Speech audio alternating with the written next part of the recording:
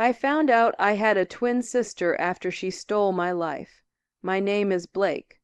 I am 28 years old, and until last year, I believed I was an only child. I grew up in a small town called Silverbrook. It's a quiet place where everyone knows each other. My parents were kind but very protective, especially my mother. She never liked me staying out late. She always worried too much. When I was younger, I used to ask her, why don't I have any baby pictures before I turned 3? She would smile and say we lost them when we moved. I believed her. I never had a reason not to. My life was normal. I worked as a graphic designer at a local marketing company. I had a small apartment, a few close friends, and a boyfriend named Ryan. Life wasn't perfect, but it was peaceful until strange things started happening. One Monday morning, I walked into work, and my coworker, Jenna, looked at me strangely. "Feeling better?" she asked. "Better from what?" I said. She frowned. "You left early on Friday. You said you felt sick." I blinked. "No, I didn't. I worked all day Friday." She stared at me. "Blake, I literally watched you leave." I laughed it off. Maybe she was confused, but then my boss called me into his office. "Blake," he said seriously, "if you need time off, just tell us. Don't lie about being sick and then go shopping downtown." My heart skipped. I wasn't shopping. I said, "I was home all evening." He turned his computer screen toward me. There was a photo. It was me standing outside a clothing store on Friday afternoon, smiling, holding shopping bags. I felt cold. "That's not possible," I whispered, but it was my face, my hair, my clothes, everything.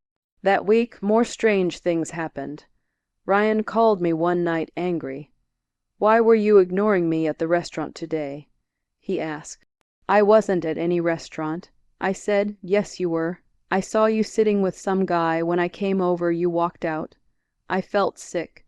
I had been at work all afternoon. Then my neighbor asked why I came home at 3:00 a.m. on Tuesday night. I was asleep at 3:00 a.m. At first I thought I was losing my mind. Was one sleepwalking? Was I sick? I even went to a doctor. They said I was fine, but I knew something was wrong. Everything changed one Saturday afternoon. I was walking through the mall when I saw someone ahead of me, someone wearing my exact jacket, with my exact haircut, my exact walk. My heart started racing. Slowly, the woman turned around and I stopped breathing.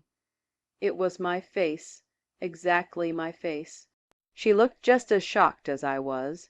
For a few seconds we just stared at each other. Then she whispered, "Blake." My knees almost gave up. "How do you know my name?" I asked. She swallowed. "Because it's my name, too." We sat in a quiet cafe. Her hands were shaking. "My name is Blake Bennett," she said. "That's my name." I replied. She nodded slowly. "I think we're twins." I laughed nervously. "That's impossible. I'm an only child." She looked at me carefully. "Do you have a small birthmark behind your left ear?" My heart stopped. "Yes." She turned her head. She had the same one, same shape, same spot. I felt dizzy. She told me her story. She grew up in another city called Oak Ridge. She was raised by an older woman who adopted her as a baby. That woman passed away last year. Before she died, she told her a secret. "You were not alone when you were born," she had said. "You had a sister. The hospital made a mistake. There was confusion. Papers were mixed up. One baby was sent home with the wrong family, and somehow our parents never told anyone." I felt angry, confused. Why would my parents hide this? I confronted my mother that night. At first, she denied everything, but when I showed her a photo of my twin, she broke down crying. "Yes," she whispered, "you were born with a sister." She told me the real story. When we were born, our father was deep in debt. Raising two babies felt impossible. A wealthy woman at the hospital offered to adopt one of us privately. My parents made a choice. They kept me. They gave her away, but they never told anyone, not even me. I felt like my whole life was built on a lie. Over the next few weeks, my twin and I started meeting secretly. Her name, the one she grew up with, was Sky. She told me something strange. I didn't come to this town by accident, she said one night. What do you mean? She looked down. I've known about you for years. My heart began to pound.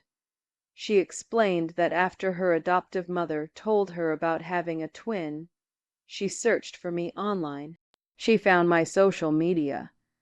She watched my life from a distance, and slowly, she started stepping into it.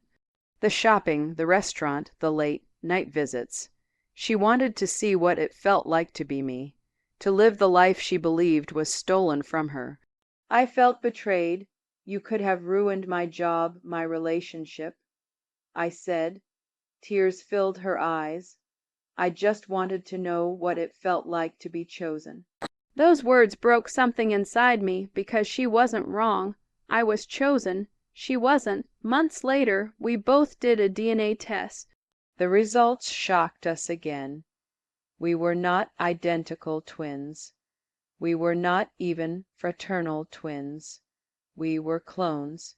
The wealthy woman who adopted Sky, she couldn't have children. Our biological father had secretly agreed to something illegal.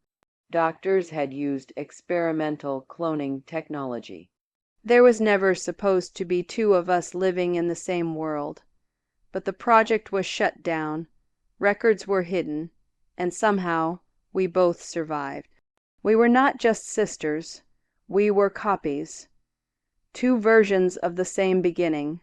It took time, therapy, anger, forgiveness. But Sky and I are learning to build something new. Not as replacements, not as rivals, but as sisters. We look the same, but we are different people. And sometimes I wonder, if I had been the one given away, would I have tried to steal her life too? Maybe, because sometimes the greatest pain is not losing something. It's knowing someone else was chosen instead of you. If you like this story, please like, comment, and share. Don't forget to subscribe for more interesting stories.